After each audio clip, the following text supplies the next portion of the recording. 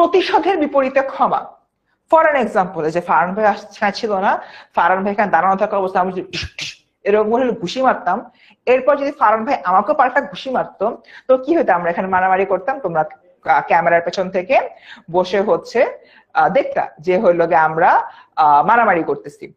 এখন আমি ভাইয়াকে মারার পর যদি ভাইয়া বলতো আচ্ছা যা থাক, প্রতিশোধ দিব না, তোকে ক্ষমা করে দিলাম, যা তুই ছোট মানুষ, যা যা ক্লাস নেই, থাক ক্লাস নিয়ে অ্যাকচুয়ালি তোমার মারামারি করার দরকার নেই।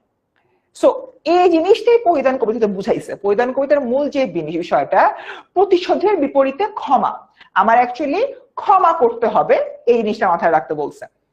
এখন এটার জন্য কবি তোমার 1 2 3 4 5, আমি একটু এখানে পয়েন্টার দিয়ে লিখে ফেলি, 1 2 3 4 হয়ে গেল 5, এই মোট 5টা বেসিক যে তোমার পয়েন্ট বা 5টা যে বেসিক পয়েন্ট, এই 5টা বেসিক পয়েন্ট নিয়ে আমার পরিধান কবিতায় কিন্তু আসলে কথাবার্তা বলা হয়েছে। তোমরা স্লাইড পেয়েছো বা চাইলে তুলতে পারো। এবার দেখো এইখানে একটা ছোট্ট মানুষ আছে এবং এই জায়গাও একটা ছোট্ট মানুষ আছে। সাপোজ এই জায়গার মানুষটা হচ্ছে তোমার ফারহান সাকিব বা ফারহান ভাই, আমি শুধু ফারহান লিখলাম, আর এই জায়গার মানুষটা হচ্ছে কি ফারসিন।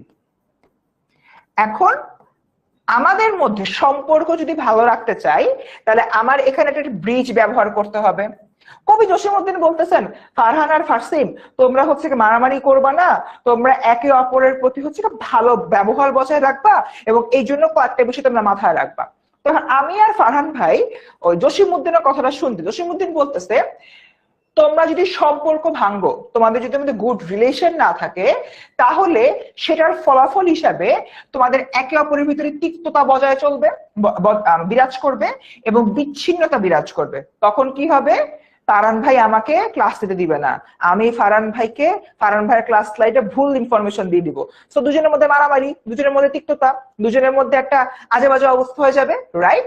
সো কবি জসিমউদ্দিন আমাকে বলতেছে এই কাজটা কইরো না।